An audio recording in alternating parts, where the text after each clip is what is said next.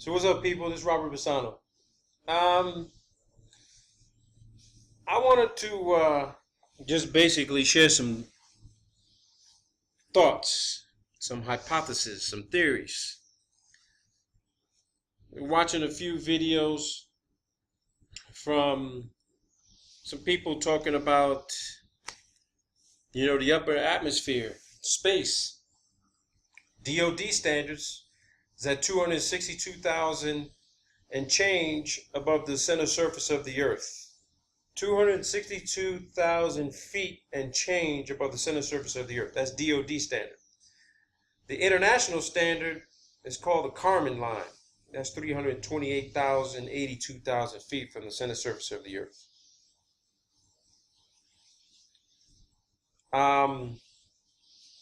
I put out a video with a document from the Naval Research Laboratory back in 1945. Document is actually dated 1954 because during the late 30s and 40s they were conducting upper atmospheric testing, launching stolen V2 rockets and some other manufactured rockets that were produced by Jet Propulsion Laboratory and the Army. And based on those tests, nothing got beyond 73 miles. Okay, that's unmanned. You got 100, maybe 200, 300, 400 pound payloads for upper atmospheric testing and all kinds of instrumentation. Half of the rockets exploded before they even got to max altitude, just got out of control, lost all types of aerodynamic stability. And a few rockets got to about 60, 65. Highest altitude was 73 miles. Now that's about 420, maybe 450,000 feet above the center surface of the earth. Okay? Nothing went into the vacuum of free space. Nothing. Nothing. Okay? This is back in the late 30s, 40s, 50s. But let me digress. I want to address the issue of what everyone's talking about on YouTube regarding what's above us. And I'm going to throw out my theories and hypotheses. And I welcome anybody to, make their comments, put up some proofs. And when I say proofs, I'm not talking about that visual shit you're putting together. I'm talking about doing the actual documentary research to look into the physics on the chemical, fluid, and gases and solid matter foundation. All right? Don't just spit the shit out there and, it doesn't make sense. But I'm going to try to make sense of what I'm going to say. There's a possibility there could be water. All right? Now, I'm not going to say it's actual water, because then that would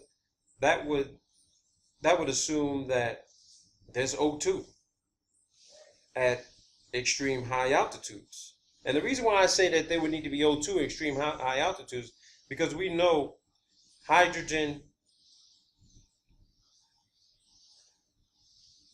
would be included with that, right? Which is combustible. But there can't be O2 up there. There just can't be. Because for there to be O2 up there, then that means that the sun is actually burning something, right? You can't create fire without oxygen, right? That's what we know here on the ground, on Earth. You need O2 to create fire. The sun is supposed to be at 58,000 degrees plus Kelvin. That's the surface of the sun, supposedly. How they got that temperature, I have no idea. But it's consistent.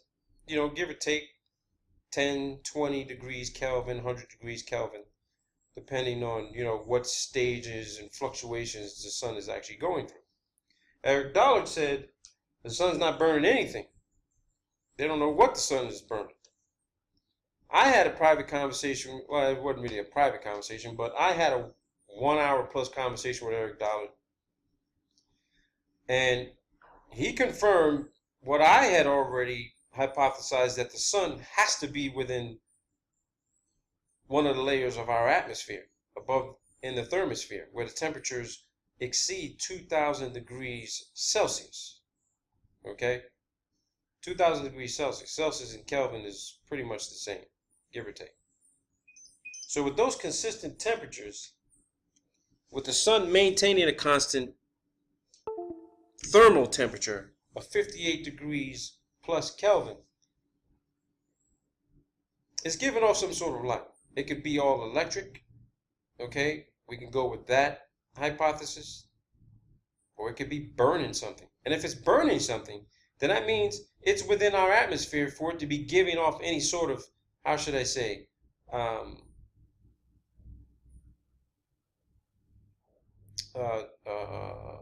fuel, energy, light. And if we go with what foundational science says, that it's, there's these orange, bright orange type of hydrogen and helium plasma being ejected from the surface of the sun, then there can't be O2 up there. There can't be O2. It can't be burning O2. Now, some of you might say, well, maybe there is water up there and it is burning off O2. Possibly. But then that would mean that the sun is not 93 million miles from the surface of the earth. Because if we were to assume it's 93 million miles from the surface of the earth in free space, in a vacuum, hey, you ain't burning fucking shit in a vacuum. There ain't no fucking O2. The Glenn Research Center, they suck everything out of that damn chamber. Everything. As much as they can possibly get out of there. There's nothing in there. It's cold, and there's nothing to burn. You couldn't light a match to save your life. There won't be any chemical reaction. So let's assume there's no chemical reaction in free space in the sun. We have to assume that the sun is not 93 million miles from the surface of the earth. We don't know how vast our atmospheric layers are. We know the limit to the troposphere. We know the limit to the mesosphere. We know the limit to the stratosphere. Okay? We know where the thermosphere starts. But then when you go from the middle thermosphere, where the temperatures exceed 500 to 1,000 degrees Celsius, and you go beyond that, it just gets hotter and hotter and hotter and hotter and hotter, to the point to where those who've sent up balloons and you see just this white light, okay, that's super hot. That's super hot. We've all seen the experiments that are conducted, online. See the YouTube videos where things just get to a really bright orange glow, and then it starts to get blue, and you've seen the constant flames. The blue flame is it's consistent, and then as you keep that consistent temperature, that whatever that object is starts to get brighter and brighter and brighter and brighter and brighter, to just eventually it gets just white hot. Okay. So I don't believe that the fluid in space, rather it be 262,000 above 328,000. I don't believe there's O2 up there. It's what they call, I believe that's what's up there, is what above at those altitudes is, if it's fluid, which I'm now more inclined to believe, more and more as I start looking into this, that is helium-4. It's helium-4. It's liquid superfluid, which is colorless, odorless, non-toxic. Now, it was first discovered in 1938 by a Russian physicist. And you see the atomic mass, all right? The density of helium superfluid is 200 minus 2,000 nanometers. Okay, 200. Actually, I'm sorry. Let me correct myself. It's the density is between 200 to 2,000 nanometers. That's the density of helium-4. 200 to 2,000 nanometers. Now, to get to get to superfluid, you have to get as close to absolute zero as possible. And we can't do that. No one has ever reached absolute zero in a controlled experimental environment. Nobody. Nothing. You can't get to absolute zero, period. You can get real damn close to it, but you can't get there. Not in a controlled experimental environment. All right? That's one of the problems with science. You can't simulate what's going on up in the sky. You just can't do it. You can't do it. One, you're in a controlled environment. So even if you do it to 1/100th of the scale of what you're gonna propose the vastness of space in our upper atmosphere, then your results are going to be inconclusive. Because who knows where it ends? We know where it starts, but we don't know where it ends. So you're looking at numbers that are just not even practical. Then I started researching what the Fermilab was doing with regard to, I saw a lecture on dark matter, dark fluid. Okay? Helium combined with hydrogen, it could be combustible. Okay? We know how much helium, we know that helium gas is lighter than air. Okay? Helium gas, lighter than air. But there's a specific density to it. It's actually denser. It's denser than helium-4, superfluid. So with the talk that everyone's saying that there's got to be liquid up there, there's got to be liquid, there's got to be liquid. And then people talking about the lunar wave that they see. I don't agree with the lunar wave. I think what's being seen in those telescopes is a moment and an anomalous, a heat anomaly being projected by the moon, by the light from the moon. It's heat, which is causing that anomaly being seen in the telescope. And giving the perception and presenting the perception that the moon may be sitting in some sort of fluid environment, transparent fluid environment. And then all of a sudden you see these waves, so to speak, like you would if someone were in a swimming pool with a black bottom. The water's completely still, and then all of a sudden you see these waves being created. No, I don't think it is. Now, what I do want to hypothesize is this as a possibility. Because of what happens to liquid helium once it reaches absolute zero or close to it, and the way it just, I got to show you the video, which I'm going to show you the video online of what happens to liquid helium when it gets down close to absolute zero Kelvin, and how it just comes out of the container that it was inside of. It just came out of the glass container. It just somehow, it didn't evaporate, but it just climbed up the walls of this glass container and came out of the container. Now, there's some other things that I wanted to show you because what I felt was pretty interesting. Let me see here. And I'm going to take you to it in a second. As I believe I know how the moon and the sun are actually moving around the earth. I think I may have the answer. I'm never going to be 100% sure on this shit until I can literally go up there myself or be brought up there to see it and observe it with my own eyes. But this is just an hypothesis. This is just a theory that the moon, if you're claiming that you see lunar waves and you think that the moon is in a fluid environment, then you better be also agreeing that the moon can't be 258,000 miles from the center surface of the earth. There's no fucking way that the moon could be 258,000 miles from the surface of the earth. If you say you're seeing lunar waves and you think that may be fluid, I'm going to challenge you and say that shit is wrong.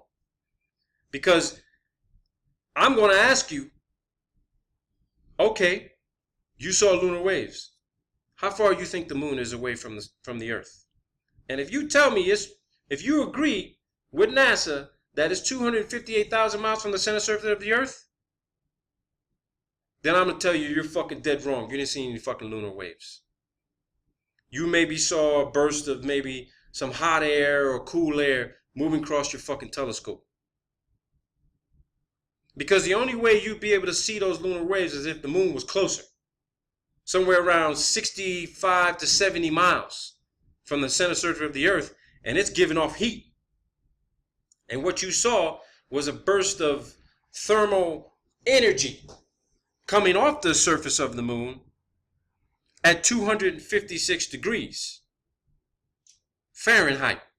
That's right. The surface of the moon temperatures have been recorded at 253 to 256 degrees Fahrenheit plus to minus 253 to 256 degrees in the shade. Those temperatures are fucking consistent. Now, when you have consistent temperatures of any sort of solid mass body or gaseous body, we could all agree that the moon is not a gaseous body floating in the sky. It's solid, some sort.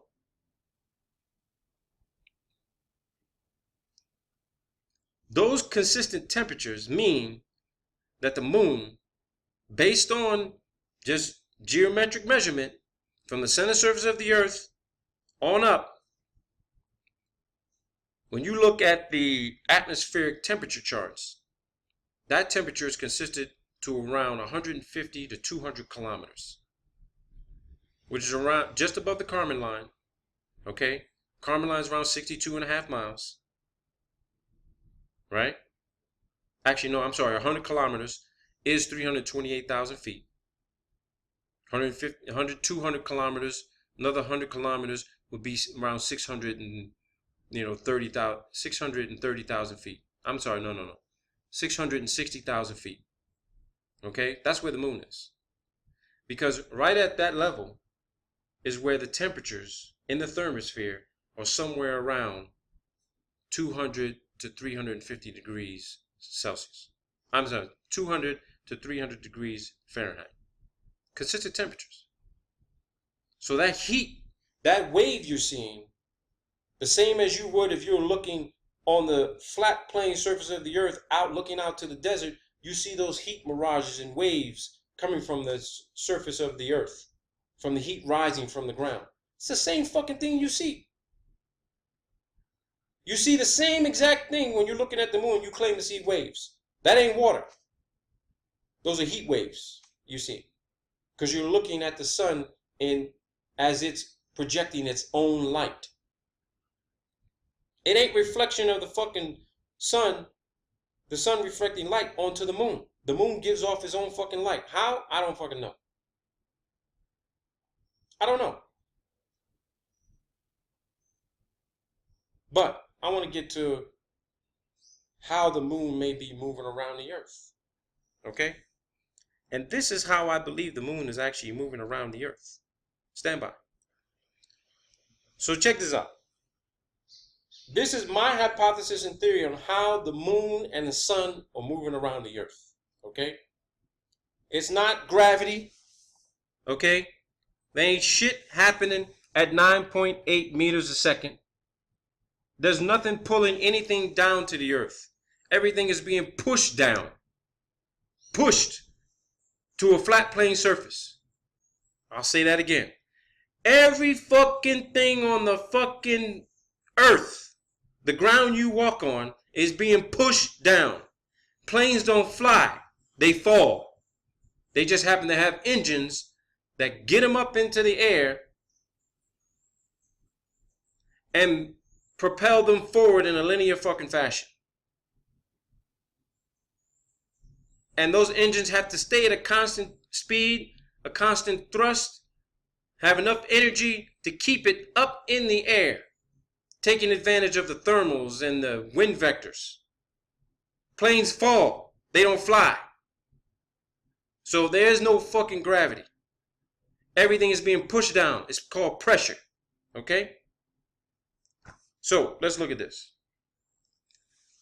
The sun and moon are moving around, and these superfluid helium vortexes. Okay? In this Popular Science article, they describe this shit. All right? They describe this. And here's what they discovered. Okay? They say that lower and lower temperatures, greater and greater fractions of liquid become superfluid. Liquid helium becomes superfluid. Superfluid helium can do some seemingly impossible things like climb up the walls of containers or leak through pores that are too small for normal liquid helium to pass through. At this point, superhelium is demonstrating the effects of quantum physics, which makes it especially tantalizing to physicists. All right? So get this is what they did. This is what they said. They say the team fired nano-sized droplets of superfluid helium across a vacuum. Meanwhile, they aimed a free electron laser across the vacuum so that the laser would intercept the drops and take images of the drops as they went spinning past. These images reveal that the droplets each contain more than 100 quantum vortices, tiny whirlpools that fill the droplets in a 3D array. The vortices help maintain the structure of the droplets so that even when they're spinning at speeds that would cause normal liquid droplets to fly apart, they remain stable, single droplets. That said, the high spinning speeds of the drops did make many of them take on an egg shape instead of a spherical one. 1% of the drops even took on strange wheel shapes. There you go. Now, is that proof? I always say, you know what the fuck my motto is?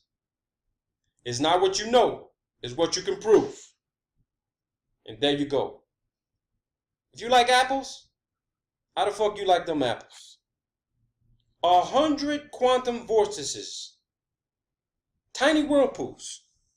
Tiny whirlpools. Okay? This is what it looks like. So, if you have superfluid helium at absolute 0 degrees Kelvin, and here you have the solid mass body of the moon floating inside this shit, which is colorless, odorless, non-toxic. You have this, the amount of this superfluid is abundant. They say 99.99% of the earth is helium. 99.99% the earth is encased in helium. So when you get at higher altitude, when you get at specific altitudes, say above the thermosphere, somehow this superfluid is within that environment. And again, I'm going to show you the YouTube video where they dropped this liquid helium down to close to 0 degrees Kelvin as they could get. But there was another container outside of the internal container with the superfluid helium where the temperatures were warmer. Okay? They were actually trying to bring it down. Okay? So at some point, this superfluid helium is in one level. And there's the moon moving around in its elliptical orbit around the flat plane Earth. It's floating in there. It's floating in that environment, colorless, and there's so fucking much of it that the moon is moving literally like a ballerina, just smooth. It's just, now you got to understand this. They also say that superfluid helium, it literally has no viscosity at all, no friction. So you would never be able to know for sure. You would never be able to confirm with your own eyes that the moon is actually moving through a massive, unlimited fluid body of liquid fluid helium at 0 degrees Kelvin. You would never be able to tell. You would never be able to see the wave and the wakes being created because it's moving at a fucking constant speed.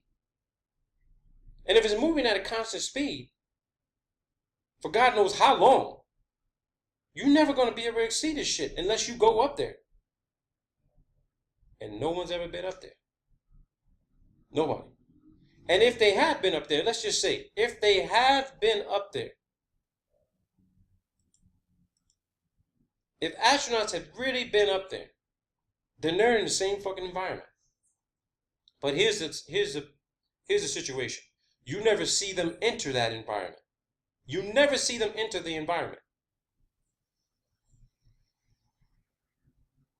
You only see them after they've entered the environment and they're inside of it. They're inside the environment. You don't ever see them go inside of it, enter it. You see them after they've already gone inside of it. And they're doing their thing. Now, why are astronauts being interviewed and saying that when they have to describe what is it like? What do you see when you go into space? And they all confirm, to wit, it's blacker than the blackest black I've ever seen. It's just, you can't see nothing else but the sun. Now, why can't they see any fucking stars? Few reasons why. Number one, the constellations are at a lower altitude. Inside one of the rotating atmospheric layers of the Earth, which is a fucking ellipsoid. And the reason why I'm going back to telling you it's a fucking ellipsoid, okay? Because what did they say here? What did it say? The high spinning speeds of the drops did make many of them take on egg shapes instead of a spherical one. 1% of the drops even took on a strange wheel shape. 1%. Now, could it be that the pictures that NASA shows us, showing us this ball Earth, could really be just a flat fucking wheel-shaped disc? And that the view that DARPA has for their logo and the White House has for their White House symbol, showing a fucking egg. It's an egg-shaped ellipsoid. I think the rest of the universe, that's what we're inside of. Are we spinning? Fuck no.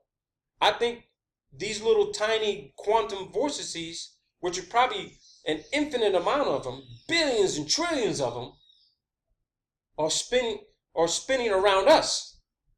That explains the stars, why they move around. Right? That would explain the stars, why they're. Now, let me get back to why they don't see any stars. I'll tell you why they don't see any stars. And it goes into the link analysis I conducted regarding the research on dark matter and dark fluid. This object right here was created by a company called Surrey Nanosystems. It's called VantaBlack. VantaBlack. This is not a Photoshop image. This is not a fucking Photoshop image. It's not. This is that it was made out of carbon nanotubes. This substance, VantaBlack, can absorb 99.96% of all visible fucking light.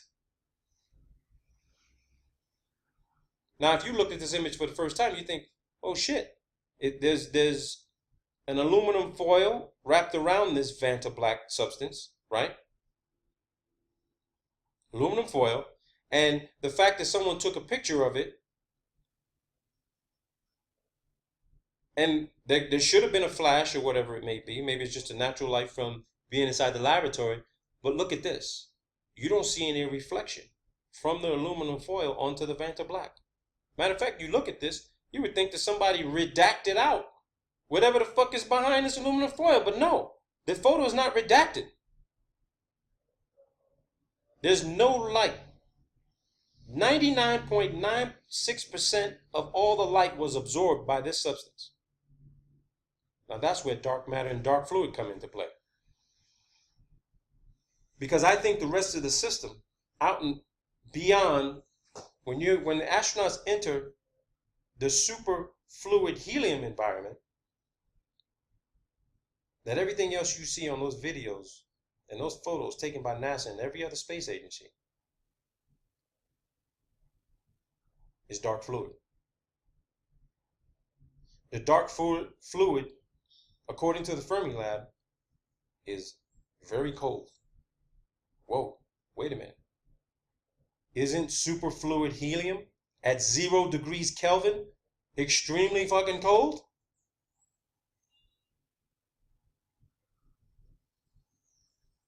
Come on. What else does it need? What else do we need? What else are we going to need to start putting together this model? So the superfluid helium inside a vacuum created quantum vortices, tiny whirlpools.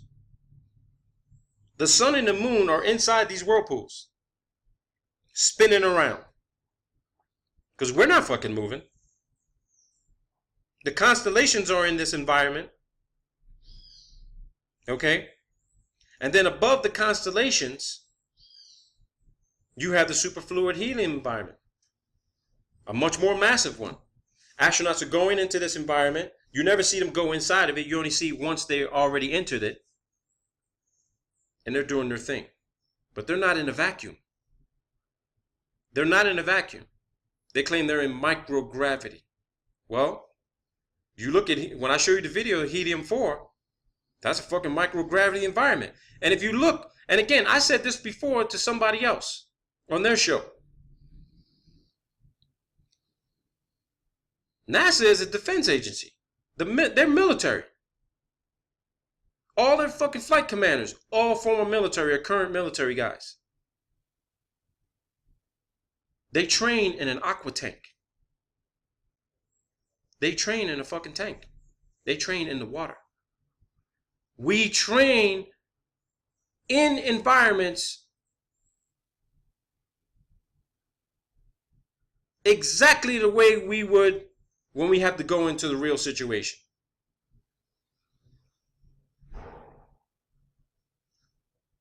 Dev Group, SEAL Team 6, created a model of what Osama bin Laden's compound looked like,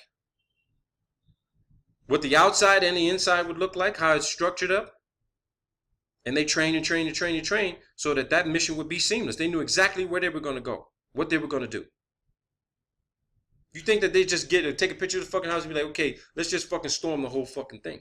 No. Astronauts train, do all their ISS training, satellite maintenance, all that shit in that fucking 40-foot, 50-foot tank. In a fluid environment. They train in a liquid environment because they're going into a superfluid liquid fucking environment that actually acts as two platforms. Number one is cold as fuck, lack of oxygen, and neutral buoyancy. Because that's what helium does. Helium causes things to float. You put a fucking enough of it in a balloon, it's gonna fucking float, right? The more you put in there, the higher it's gonna go. So I agree with somebody else says that there's a possibility of space shuttles were all fucking just giant fucking helium balloons. But here's another theory I have. I think I know why. I think I may have the answer as to why they go to press the MECO, main engine cutoff. Press the MECO. Main engine fucking cutoff. I think I know why they're shutting off the engines. And they have to go to a gas sort of maneuvering capability. I think I know why. You got chemical reactions with those rockets, right? Creating combustion. You get up to altitude, you're pushing as high as you can get. You know that you got to get to a specific level, 262,000 feet plus. That's DOD standard. These motherfuckers ain't getting to 328,000. Maybe they are. I'll say, fair enough, I'll say they are. Because I've actually seen video with the telemetry data, which I think is fucking fabricated and they're just programmed in. But I've seen the shuttles, the telemetry data online where they get them to about 345,000, 350,000. But then after that, they cut the fucking video. They don't show you nothing else. They show the main fuel tank separate, which is supposed to be moving at over 16,000 miles an hour, but it separates from the shuttle. The shuttle somehow continues. Well, what you're seeing is you're seeing the main engine tank get separated, and then there's this quick amount of distance that's established between the main engine, the main fuel tank, and the shuttle. But then the shuttle, they have to flip upside down to watch the fucking main fuel tank as it starts its descent back down to the earth, right? They gotta follow this fucking thing. But it's still moving in excess of fucking 15,000 miles an hour. Inside this superfluid environment, supposedly is moving in a superfluid. Let's just say it is moving in a superfluid environment, okay? But the shuttle is supposed to still be climbing, because remember, the space station is supposed to be at 245 miles above the surface of the Earth. I don't believe that shit. I don't believe the ISS is at 245 miles, 100 yards long, 50 yards wide. No fucking way. I don't give a fuck if superfluid's up there or not. There ain't no fucking way that thing is up to 245 miles. I think it's literally probably about 600 fucking miles, 500 to 600,000 feet. And it's on a bunch of fucking football-sized field fucking balloons with fucking helium inside of them. That's what I believe. Because the fact that NASA's spending a shitload of money on fucking helium, and they may run the fuck out, that's exactly what the fuck they're flying back up there on those SpaceX fucking bullshit and Soyuz rockets. They're sending helium back up there and extra fucking balloons. Because the elliptical orbit that the space station is actually taking, climbing and dropping 1.5 miles to 2 fucking miles every few minutes, that's the same type of elliptical behavior that balloons actually take when you launch a high altitude balloon to 140, 150, 160,000 feet. They gain and lose about 1 mile to 2 miles of altitude for 90 fucking days. The ISS does has the same behavior. So ain't no fucking way it's moving at 17,000 miles an hour around the Earth, dropping 1 mile or 2 miles in fucking altitude, or even 10 miles. I mean, I showed you guys a photo where the ISS is supposed to be fucking 190 fucking nautical miles above the surface of the Earth. How'd it fucking drop from 245 miles down to fucking 190 miles? That's a lot of fucking altitude to drop. And then somehow you pushed it right back up in the fucking into the thermosphere? Man, please. You gotta be a fucking idiot to believe that shit. And I'm not, my mother didn't raise she didn't raise an idiot. But let's get back on point.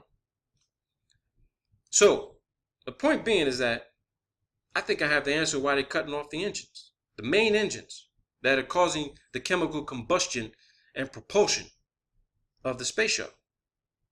And the reason being is this. You got the sun giving off hydrogen, right? Supposedly. The sun ain't 93 million miles away. It has to be maybe the sun is somewhere around 1 million miles. Maybe it's 1 million miles. Maybe it's 1 million miles. No. Let me retract that. Let's see here. I'd say it's about 1 million to 2 million feet. Has to be. Give or take 700 to 800 kilometers. But if the sun is emitting hydrogen, right? And that shit is spread out and it's constantly giving it off. It's got to be at least 2 or 3 times the size of the fucking Earth to heat the entire Earth.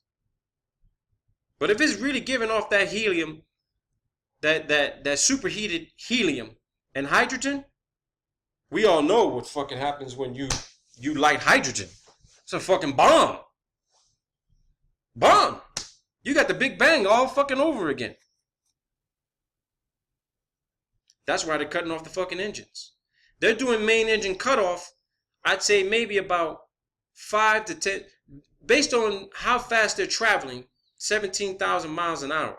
Say that when they separate from the main fuel tank, they're traveling about 15, 16,000 miles an hour. Right? So, you know, an object in motion stays in motion, right? Let's say, let's decide to give Newton some sort of credit, you know, with regard to inertia, acceleration, and velocity. So you're traveling at, you know, over 15, 16,000 miles an hour, right? You're moving fast. You separate. And the main engine cutoffs to get away from the main fuel tank. You cut all that shit off. You done stored what you needed, right? You stored the extra fuel. Cut that off. And you continue a consistent velocity to gain more altitude. Because you're about to approach the next thermal level, the thermal level, where all of the superheated helium and hydrogen are also moving in a tiny whirlpool vortices, quantum vortices environment. Because if you fire up those fucking engines in that environment with all that fucking hydrogen and helium, shit, they're gonna be one goddamn massive fucking explosion in the fucking sky, probably catapult the fucking Earth out of its fucking position. Who knows where the fuck it would go? Or you completely fucking annihilate the Earth. The whole fucking universe would probably explode. Talk about the Big Bang? You'd have the biggest fucking bang ever. You would actually see it in your fucking lifetime. That's why they're cutting off the fucking main engines. Because there's all that fucking hydrogen and helium up there. Now alone, helium is not really combustible. Right? We've seen helium balloons explode, right? We've seen no fucking fires created. But hydrogen, oh yeah, we all know about the hydrogen bomb, right? Nagasaki, Hiroshima, we know what that fucking thing can do. There goes your radiation right there. There's your radiation environment. Fuck Van Allen. There ain't no fucking Van Allen radiation belts unless there's these little micro explosions going on where the hydrogen is being ignited. And you're creating the radiation in that environment. Right? Makes sense.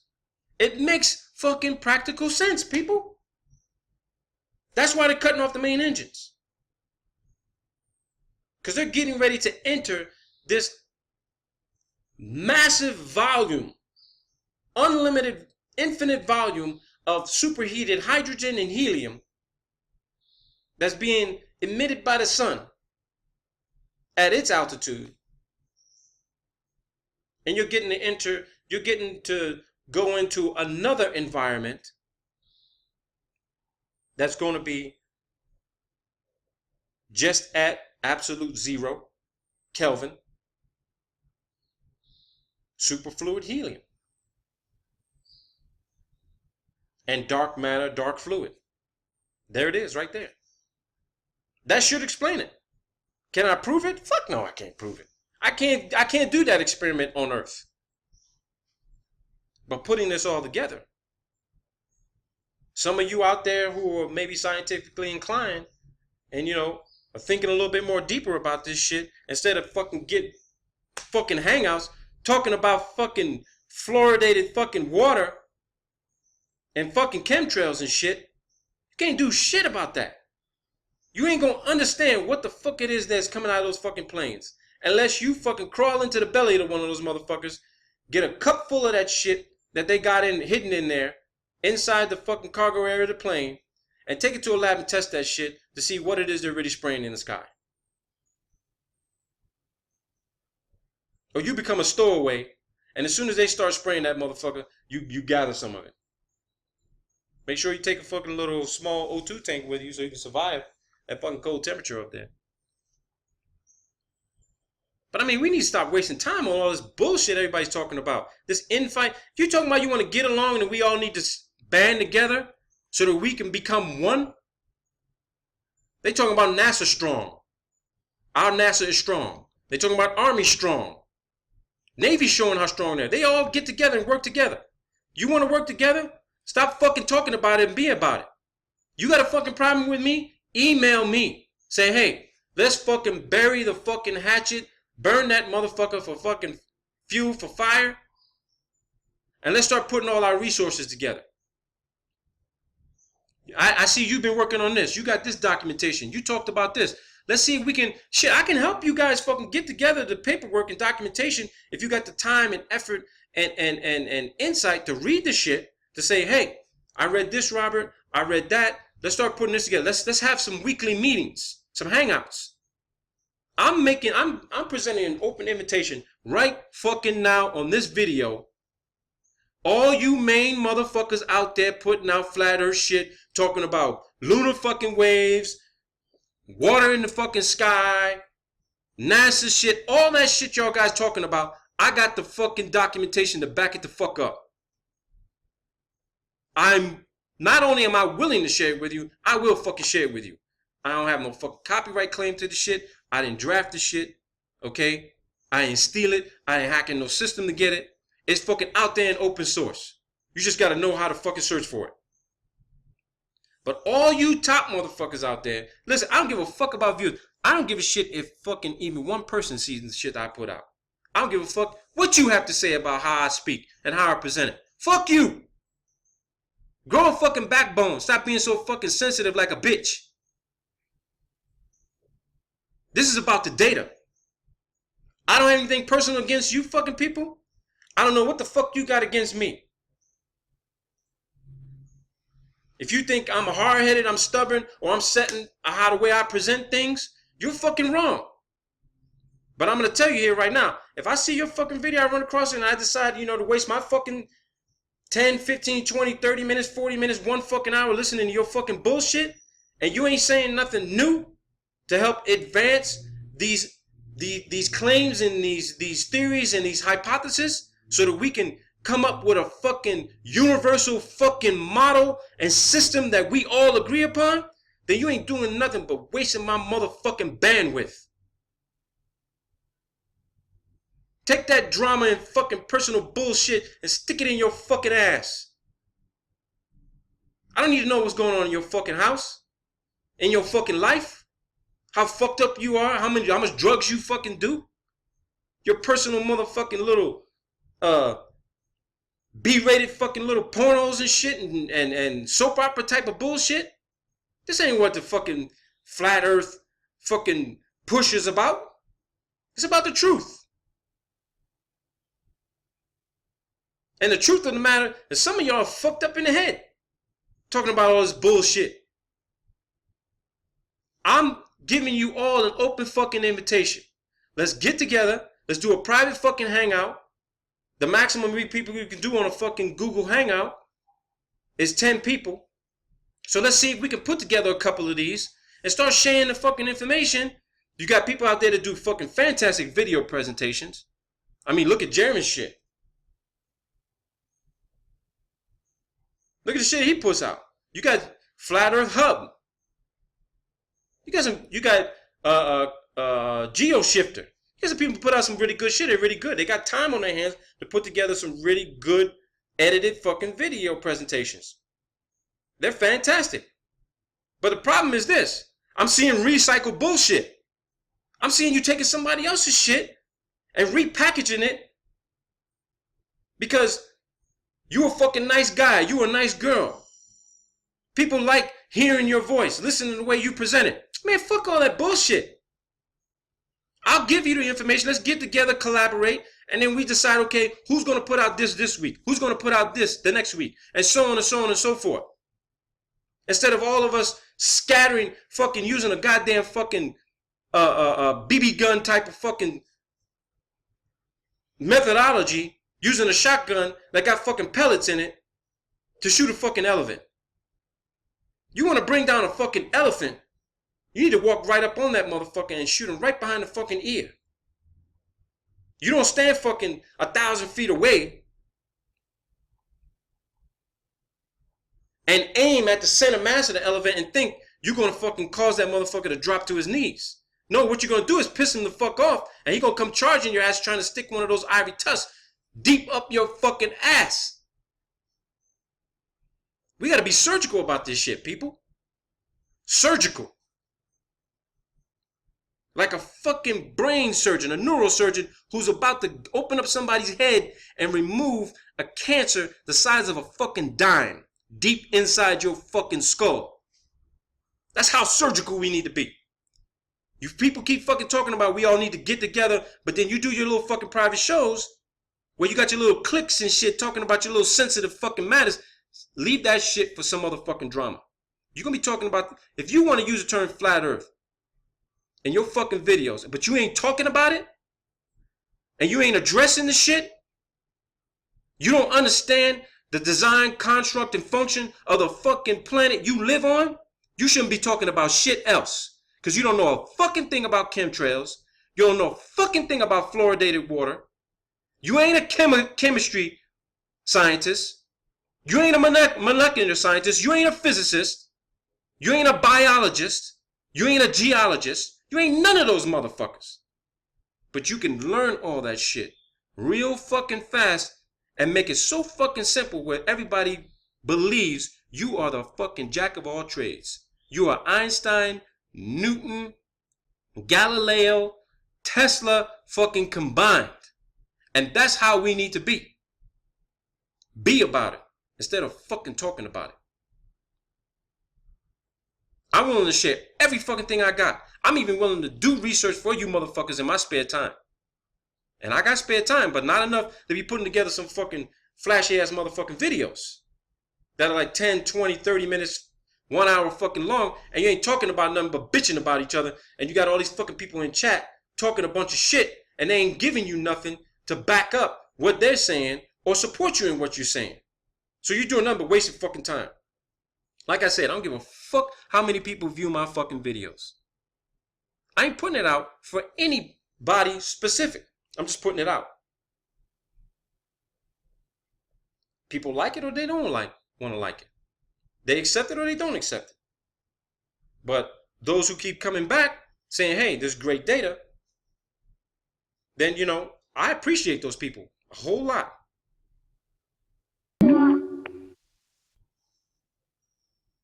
I'm not responsible for their fucking happiness. They're responsible for their happiness and their satisfaction. Not me.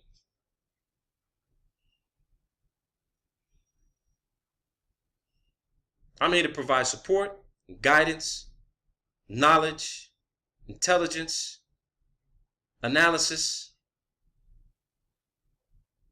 That's it. I don't have to put any of this shit out. None of it. I can stop fucking today. Because I don't give a fuck what anybody else thinks. Yeah, I'll look at a few videos here and there and say, wow, that gave me a...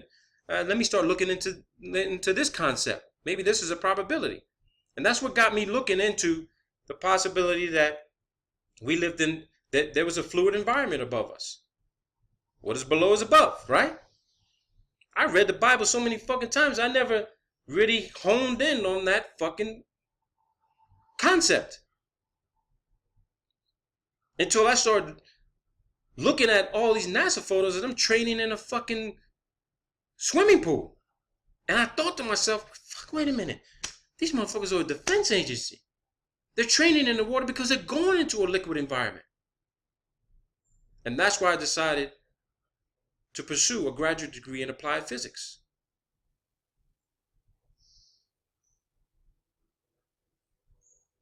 That's why I'm doing this. because I need to understand the foundational concepts of how this shit is possible. And how we all together can actually come up with the answers and solutions that these fucking PhDs, these unlimited number of PhDs still can't fucking figure out. You want to know why? Because they're doing so much compartmentalized fucking research science and experimentation. They're not even fucking talking to each other. You got this paper being posted on fluid dynamics. You got this paper being posted on dark matter and dark energy. You got this paper being posted on photonics. You got this paper being posted on geological tectonic plates. You got this paper being posted on, astrophysics. But they're not all trying to bring all this shit together. No one's ever been able to bring all the information together into one central platform and say, holy fucking shit. Wait a minute. What you guys have been working on for the past 10 years coincides with what we've been doing. Oh shit. And what you've been working on for the past 10 years matches what we've been doing. They're not trying to put the pieces of the puzzle together. And either they're intentionally not putting the pieces of the puzzle together, or they know all this shit goes together, and they know that the average fucking citizen out there don't have the fucking wherewithal to understand half the shit they put out to realize that one thing matches with another. And it's in a completely different fucking academic research realm. And that's what I've been doing. I've been taking shit from everywhere. And it's starting to come together real fucking fast. Now, would I appreciate help from other people out there who are inclined to do this type of shit I'm doing? Absolutely. Could I do it by myself? Fucking absolutely fucking right I can. And if I'm forced to do it, I'll put it out there. And then I'll come out with the most incredible fucking series of fucking videos, put them out on YouTube, that'll blow all this shit out of the fucking water. Who knows, I might even get a fucking Nobel Prize for this shit. I might even get a Nobel Prize for this shit. Do I care about it? No. I want no recognition for this shit. Really? I got a baby boy. He needs to understand this. I want him to know. So when he gets older and goes into his science class and he's got to talk about this type of science and how the universe works in the earth and the universe and the rest of the world, how it functions, he gonna get up there and give the most mind-blowing fucking presentation. They probably gonna say that, you know what, you don't need school. Shit, we want to give you a fucking degree right now. That's what it's coming down to. And if you don't have kids out there, you should try to understand this shit for yourself. So you're not walking around fucking like a zombie, clueless. Because 90% of you motherfuckers walking around completely clueless think you know what the fuck you talking about. And you ain't showing no documentation to back it up. Remember, it's not what you think you know, it's what you can prove. Be about it. Stop fucking talking about it. Period. I'm out. You guys have a nice day, but let me show you that Superfluid video real quick before I end this. So instead of showing you that video, because you guys can all go online and search that shit for yourself. Type in helium superfluid, you'll see a shitload of videos. I want to bring you to this. This is an article talking about condensed matter physics. What are the differences between superconductivity and superfluidity? And I want to show you something. This is fucking helium. This is superfluid helium. Pouring out of a flask like it's a fountain. Like a fountain of water. It's just coming out of the flask by itself. Look at this. Okay? Superfluidity, superconductivity. Bose-Einstein concept. Superfluid helium fountain. Because physical phenomenon with super in this name requires pictures. And here you go. Look at this. We've all seen this before. And if you haven't seen it before, you better go search it. Superconductor magic tricks. They show this is solid mass helium frozen to almost 0 degrees Kelvin, and you see this cube floating on top of that. That's how the sun and moon move around the earth. Thermal equilibrium, people. That's right. You just got just the right amount of hot, just the right amount of cold, and shit will be floating around you like crazy. Peace out, people.